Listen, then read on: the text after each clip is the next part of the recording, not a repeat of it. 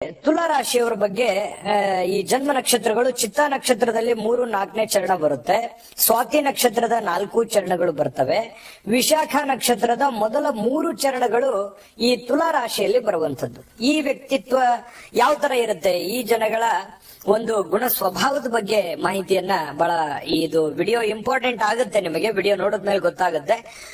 ಜೊತೆಗೆ ನೀವು ಈ ಚಾನಲ್ ಸಬ್ಸ್ಕ್ರೈಬ್ ಮಾಡ್ಕೊಂಡಿಲ್ಲ ಅಂತಂದ್ರೆ ದಯವಿಟ್ಟು ಸಬ್ಸ್ಕ್ರೈಬ್ ಮಾಡ್ಕೊಳ್ಳಿ, ಬೆಲ್ ಐಕನ್ ಪ್ರೆಸ್ ಮಾಡ್ಕೊಳ್ಳಿ. ಫೇಸ್ಬುಕ್ ಅಲ್ಲೂ ಸಿಗ್ತಾ ಇದೆ, ಫೇಸ್ಬುಕ್ ಅಲ್ಲೂ ಫಾಲೋ ಮಾಡ್ಕೊಳ್ಳಿ ಅಂತ ಹೇಳ್ತಾ, ನೋಡಿ ತುಲಾ ರಾಶಿಯವರ ತಕ್ಷಣ ಬಹಳಷ್ಟು ಸುಂದರವಾಗಿರತಕ್ಕಂತಹ ವ್ಯಕ್ತಿಗಳು, ನೋಡ್ಲಿಕ್ಕೆ ಬಹಳಷ್ಟು ಆಕರ್ಷಕವಾಗಿರತಕ್ಕಂತಹ ವ್ಯಕ್ತಿಗಳು. ಅದು ಸ್ತ್ರೀಯರೇ ಇರ್ಬೋದು, ಪುರುಷರೇ ಇರ್ಬೋದು.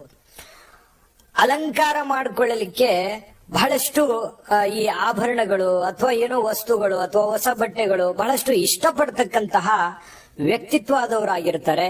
ಸಾಮಾನ್ಯವಾಗಿ ಯಾವಾಗಲೂ ತುಂಬಾ ಸಂತೋಷದಿಂದ ಇರ್ಲಿಕ್ಕೆ ಅಥವಾ ಸುಂದರವಾಗಿರ್ಲಿಕ್ಕೆ ಅಥವಾ ಆರಾಮವಾಗಿರ್ಲಿಕ್ಕೆ ಪ್ರಯತ್ನಗಳನ್ನ ಪಡ್ತಕ್ಕಂತಹ ವ್ಯಕ್ತಿಗಳು. ಸಹಜವಾಗಿ ಇವರ ದೈಹಿಕ ರಚನೆ ಯಾವ ತರ ಇರುತ್ತೆ, ತುಂಬಾ ಎತ್ತರವಾಗಿರ್ತಾರೆ, ತುಂಬಾ ಸುಂದರವಾಗಿರ್ತಾರೆ, ಕಣ್ಣುಗಳು ಬಹಳ ಆಕರ್ಷಕವಾಗಿರುತ್ತೆ. ಈ ತರ ಒಂದು ದೈಹಿಕ ರಚನೆಯನ್ನ ಹೊಂದಿರತಕ್ಕಂತಹ ವ್ಯಕ್ತಿಗಳಾಗಿರ್ತಾರೆ ತುಲಾ ರಾಶಿಯವರು. ಇನ್ನು ದೇವತಾ ಕಾರ್ಯಗಳಲ್ಲಿ ಬಹಳಷ್ಟು ಈ ಪೂಜೆ ಪುನಸ್ಕಾರ, ಭಜನೆ, ಜಪ ತಪ, ಹೋಮಗಳು ಅಥವಾ ದೇವರು, ಹಬ್ಬ ಹರಿದಿನ, ಆಚಾರ ವಿಚಾರ, ಸಂಪ್ರದಾಯದ ಒಂದು ನೆಲೆಗಟ್ಟಿನ ಮೇಲೆ ಇರ್ತಾರೆ. ಬಹಳಷ್ಟು ಇದನ್ನ ಪ್ರೀತಿಸ್ತಾರೆ. ಧರ್ಮ ಕಾರ್ಯಗಳ ಬಗ್ಗೆ ಅಥವಾ ಧರ್ಮ ಕೆಲಸಗಳ ಬಗ್ಗೆ ಬಹಳಷ್ಟು ಮನಸ್ಸು ಹಾತೊರಿತಕ್ಕಂತಹ ವ್ಯಕ್ತಿಗಳಾಗಿರ್ತಾರೆ ತುಲಾ ರಾಶಿಯವರು. ಇನ್ನು ಏನಾದ್ರೂ ಒಂದು ಕೆಲಸ ಮಾಡ್ಲಿಕ್ಕೆ ನಿಶ್ಚಯಿಸಿದ್ರೆ ಪರಿಪೂರ್ಣ ಆಗೋವರೆಗೂ ಬಿಡಲ್ಲ. ಯಾಕಂತಂದ್ರೆ ಮಾಡಬೇಕು ಆ ಕೆಲಸ ಅಂತಂದ್ರೆ ಫಸ್ಟ್ಗೆ ಅದನ್ನ ಒಪ್ಪಲ್ಲ, ಒಪ್ಪಿದ್ರೆ ಕೈ ಬಿಡಲ್ಲ.